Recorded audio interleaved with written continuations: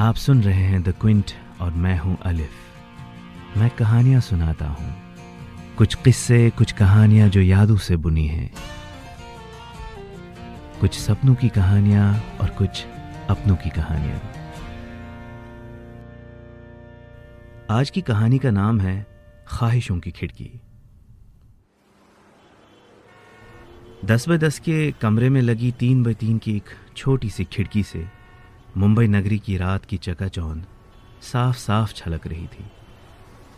ये खिड़की किसी पोस्ट कार्ड की तरह 3 बाय 3 के फ्रेम में पूरी मुंबई को समाई हुई थी।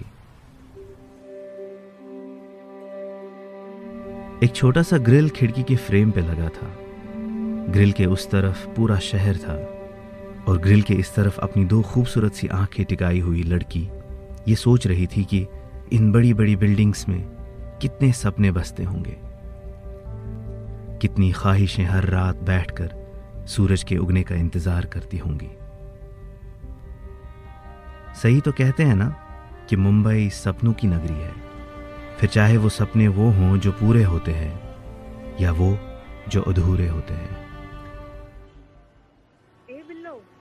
ए बिल्लो, चल टाइम हो गया, लेट हो जाएंगे। एक लड़की की आवाज ने बिल्लो को मानो गहरी नींद से जगा दिया हो। बिल्लो मूनलाइट बार की 4 साल से स्टार डांसर रही है, जो शाम ढलते ही अपने चमकीले अंदाज में कई अकेले पड़े शहर के लोगों का इकलौता सहारा होती है।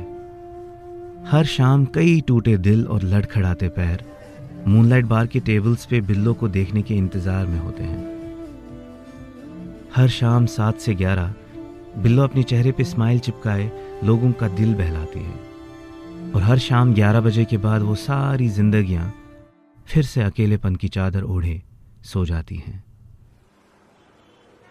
बिल्लो थक हार के वापस अपने 10 बाय 10 की दुनिया में आकर उसी 3 बाय 3 की खिड़की पे मुंबई को देखती रहती है, जैसे ख्वाहिश हो कि इस शहर को मुट्ठी में कर ले। बिल्लो भी अपना मेकअप उतार ही रही थी कि सामने रखा मोबाइल फोन बजा। माँ का फोन था। बिल्लो के चेहरे पे अब वो चिपकाई हुई स्माइल नहीं थी, बल्कि रियल वाली स्माइल थी। हाँ अम्मी, कैसे हैं आप? बिल्लो ने मुस्कुराते हुए अपनी माँ से पूछा। वो माँ जो अभी तक ये नहीं जानती थी कि बिल्लो एक बार डांसर है। घर वालों के लिए तो वो डिजाइनर बिल्किस बानो है। ये तो दुनियादारी के लिए वो एक मुखौटा पहने हुए हैं जो रंगीन था और जिसे लोग बिल्लो के नाम से जानते थे। पर बिल्लो के पीछे की बिल्किस बानो को कोई नहीं जानता था या किसी ने जानने की कभी परवाह ही नहीं की। बिल्लो को शर्म महसूस होती थी अपनी बुजुर्ग माँ को और अपनी 2 छोटी बहनों को ये बताने में कि वो एक दोहरी जिंदगी जी रही है,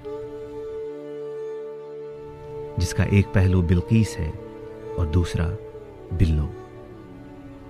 बिल्किस बानो मुंबई की चकाचौंध में कहीं खो गई थी और इस शहर ने एक नए किरदार को जन्म दिया था जो बिल्किस से बिल्कुल अलग था। बिल्किस अब बिल्लो बन चुकी थी। यूपी के एक छोटे से गांव की छोटी 21 साल की लड़की अब एक बार में डांस करके अपने घर वालों का खर्चा चलाती है। आखिरकार घर पे 2 छोटी बहनें भी तो थी और उनके बड़े बड़े सपने।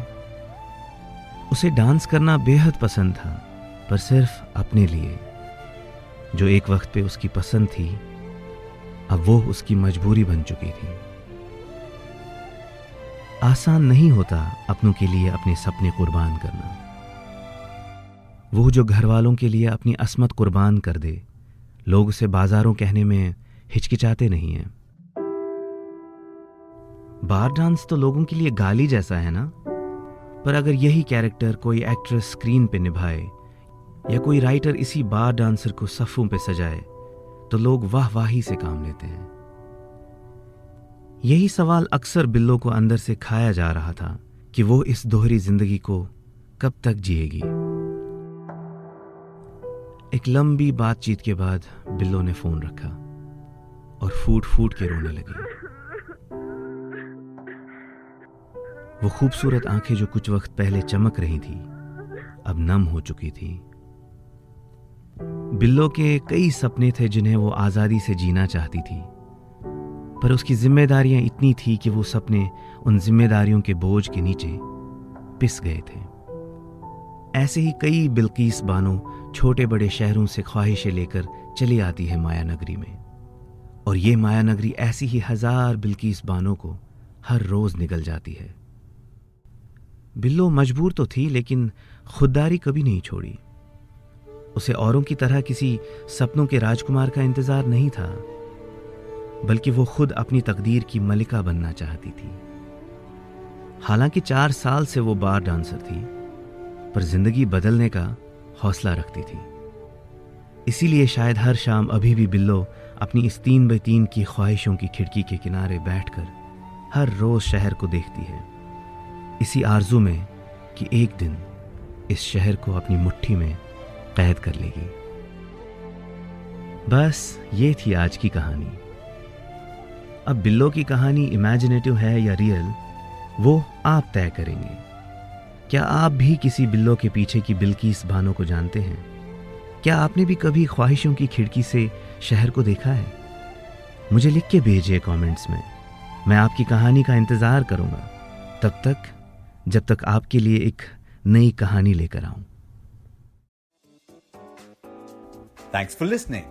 Log on to the Quince website and check out our other podcasts